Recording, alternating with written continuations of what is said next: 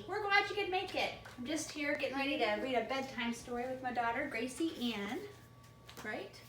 This is one of my favorites, Harold and the Purple Crayon. Can you see the pictures okay? Come on up here. Harold and the Purple Crayon by Crockett Johnson. 60th anniversary. This book's been around for a while. Harold and the Purple Crayon. It's okay. One evening, after thinking it over for some time, Harold decided to go for a walk in the moonlight. There's little Harold. As I read this book, think about why you think about you one of Mrs. McGalliard's favorite or one of Mommy's favorites, okay?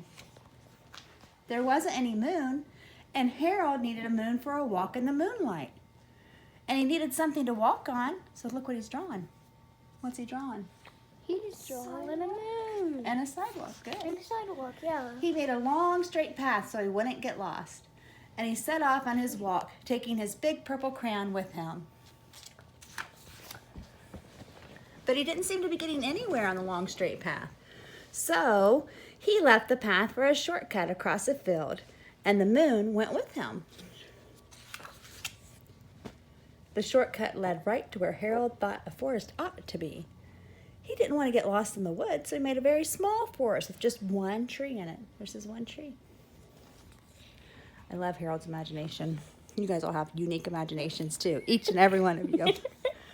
It turned out to be an apple tree. The apples would be very tasty, Harold thought, when they got red.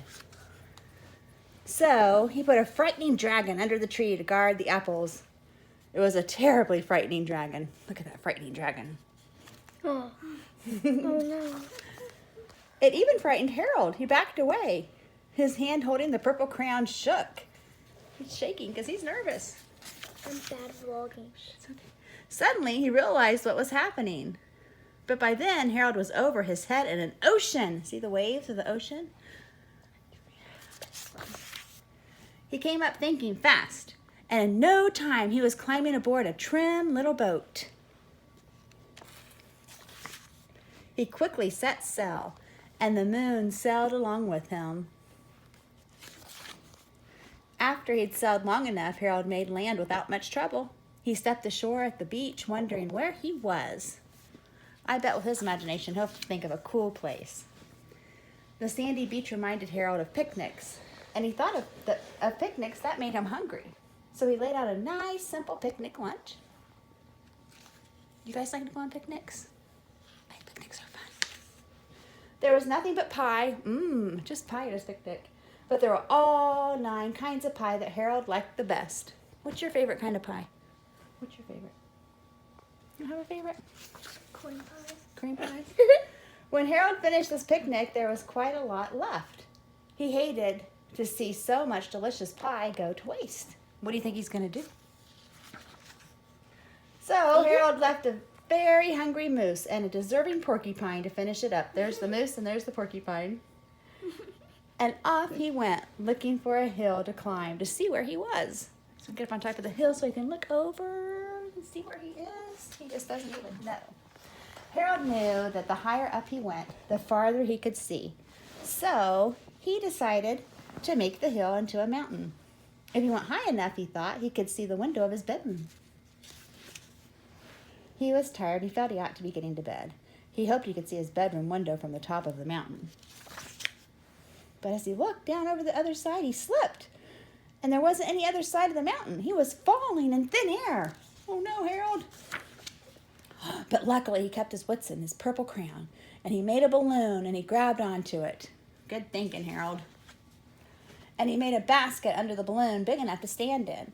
He had a fine view from the balloon, but he couldn't see his window. He couldn't even see a house. He's looking. Look at him looking out the balloon for his window. So he made a house with windows, and he landed the balloon on the grass in the front yard. Whew, good landing, Harold. None of the windows was his window. He tried to think where his window ought to be. He made some more windows. He made a big building full of windows. Holy moly. He made lots of buildings full of windows. He made a whole city full of windows. Wow. But none of the windows was his window. He couldn't think where it might be. Poor Harold. He wants his window. he decided to ask a policeman. The policeman pointed the way. Harold was going anyway, but Harold thanked him. He drew a policeman. Police officers are there to help us, aren't they? And this one helped Harold. And he walked along with the moon, wishing he was in the room and in bed.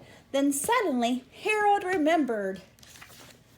He remembered where his bedroom window was when there was a moon. It was always right around the moon. There, see? Just right around the moon. And then Harold made his bed.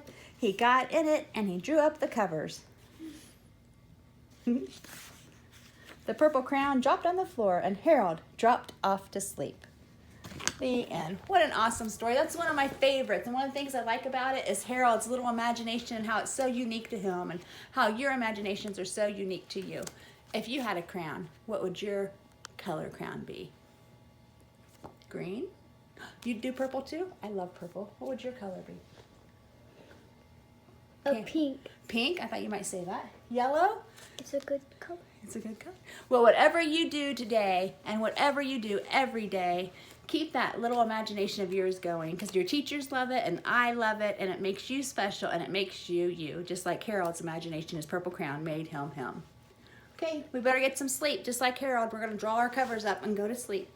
Good night. See you tomorrow.